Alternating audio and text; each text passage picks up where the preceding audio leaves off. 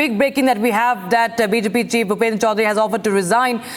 Now, what could be the possible replacement, or what could be now taken into account? What could be factored in from here on, as because this post that is left vacant has to be filled in with someone that, you know, it's very important for the BJP to send out a very strong message. In fact, I'm told that we lost that connection with Aishwarya Kapoor. But viewers, this is the first on Republic TV. That's a big breaking. We are getting it right now.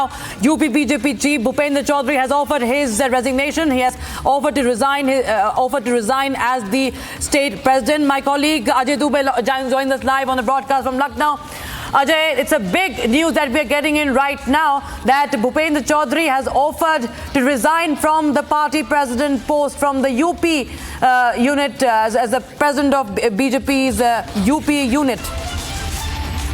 बिल्कुल, ये बहुत बड़ी खबर है और ये बड़ी खबर जो एग्जीक्यूटिव एडिटर अश्विन कपूर की तरफ से दी गई है। कल के दिन भी जो खबर उन्होंने दी थी, जहां एक तरफ अफवाहों का बाजार गर्म था कि मुख्यमंत्री को लेकर कोई बड़ा फैसला हो सकता है, तो उन्होंने कल भी स्पष्ट कर दिया था कि ना केवल इस बार इस समय जो उठापटक है उसमें, बल्कि 2027 में भी उत्तर प्रदेश में चेहरा मुख्यमंत्री योगी आदित्यनाथ ही रहने वाले हैं। और आज के दिन भी एक बड़ी खबर है। और अब इसके बाद स्थितियां कैसे होंगी, इसके बाद क्या कुछ फैसला लिया जाएगा, कैसे चीजें होंगी, ये देखने वाला होगा। फैसला जो रिजिग्नेशन किया गया है भूपेंद्र चौधरी जी की तरफ से, क्या उसको एक्सेप्ट किया जाएगा, उसके एक्सेप्टेंस के बाद कौन अगला अध्यक्ष बनेगा, ये महत्वपूर्ण है। क्योंकि इस समय जो जातियों का गुलदस्ता बीजेपी का बिगड़ा हुआ दिखाई दे रहा है, तो ऐसे में ओबीसी अध्यक्ष, ओबीसी जाति से कोई अध्यक्ष बनकर आएगा, ये रुझान दिखते हुए दिखाई दे रहे हैं। क्योंकि पूरे देश में, उत्तर प्रदेश में बड़े पैमाने पर और पूरे देश में एक ओबीसी चेहरे की जरूरत बीजेपी को दिखाई दे रही है, एक ओबीसी लीडर की जरूरत बीजेपी को दिखाई दे रही है। और उत्तर प्रदेश में क्या कोई ओबीसी चेहरा प्रदेश का अध्यक्ष बन सकता है, ये तस्वीर देखने वाली होगी। तो भूपेंद्र चौधरी, जो कि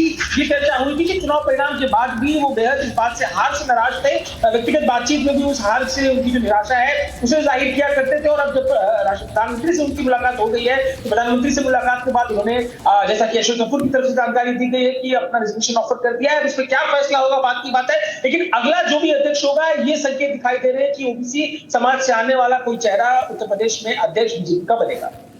जी बिल्कुल, जो कि हमने देखा किस तरह से वो पश्चिमी उत्तर प्रदेश से आते हैं भूपेंद्र सिंह चौधरी, और जाट कम्युनिटी को कहीं ना कहीं एक तरह से जब कोशिश की गई एक अध्यक्ष आने की, तो एक अलग तरह की पॉलिटिकल मैसेजिंग थी। और अब आप जिस तरह से जानकारी दे रहे हैं कि एक ओबीसी नेता को जो है यहाँ पर पार्टी का यूपी में अध्यक्ष बनाया जा सकता है। लेकिन यहाँ पर एक और बड़ी पिक्चर जो है यहाँ पर, अगर हम अब आपको बता सकते हैं अजय दुबे, की जो मीटिंग होने वाली है यूपी को लेकर, आने वाले जो बाई पोल्स हैं उनको लेकर, किस तरह से जो कैबिनेट है वो भी, उसमें भी कई तरह की तब्दीलियां हो सकती हैं, ऐसे खबरें आ रही हैं। साथ ही साथ बड़ी खबर ये आ रही है कि भूपेंद्र चौधरी से जो बैठक हुई है प्राइम मिनिस्टर की, उसके बाद अमित शाह से भी उनकी बैठक साथ लोक कल्याण मार्ग में जारी है।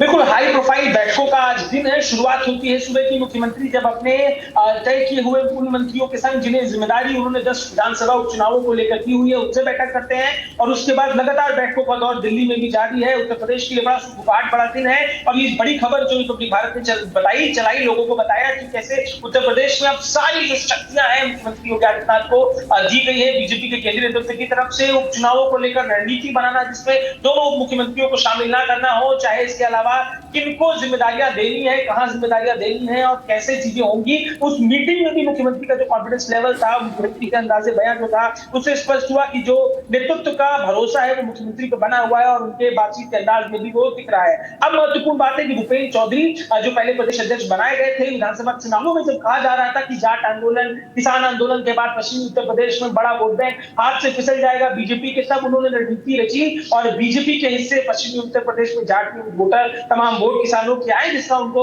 जो फल है वो मिला, जिसका उन्हें दिया गया। और उसके बाद वो एक साल, लगभग 1 से 1.5 साल का समय गुजरा है प्रदेश अध्यक्ष के नाते उनका। और अब चुनाव परिणामों के बाद से ही रिजिग्नेशन की बात चर्चा में थी और आज की जब ये फैसला उन्होंने अपनी तरफ से लेकर केंद्रीय नेतृत्व को इसकी जानकारी दे दी है।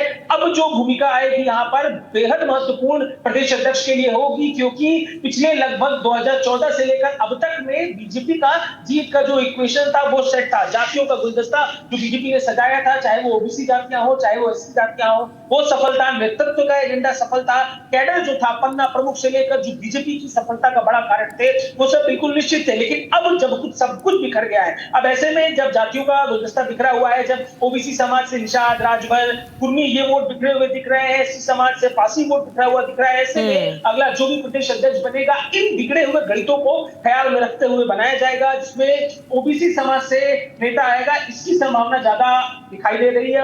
और अब अगला जो भी प्रदेश अध्यक्ष होगा उसके लिए बहुत सी जिम्मेदारियां होंगी, लेकिन महत्वपूर्ण बात यह कि मुख्यमंत्री अपनी पसंद के चेहरों को अपनी कैबिनेट में लेकर आएंगे, अपनी पसंद के नेताओं को, परफॉर्मरों को लेकर आएंगे। आज की बैठक में भी अपने पसंद के मंत्रियों को उन्होंने बुलाया। 10 विधानसभा में हर विधानसभा 3 मंत्रियों को जिम्मेदारी दी कैबिनेट स्टेट लेवल के, और उनको जिम्मेदारी देने के साथ में अपनी तरफ से हिदायत दी। तो आज का दिन उत्तर प्रदेश के लिए बेहद महत्वपूर्ण है। अब से कुछ देर में राज्यपाल से भी योगी आदित्यनाथ मुलाकात करेंगे। उस मुलाकात का जो मुख्य सार रहेगा, जो सबसे इंपॉर्टेंट पार्ट रहेगा, वो है बजट से जुड़ा हुआ, बजट अभिभाषण जो रहेगा मुख्यमंत्री का उससे जुड़ा हुआ, लेकिन कैबिनेट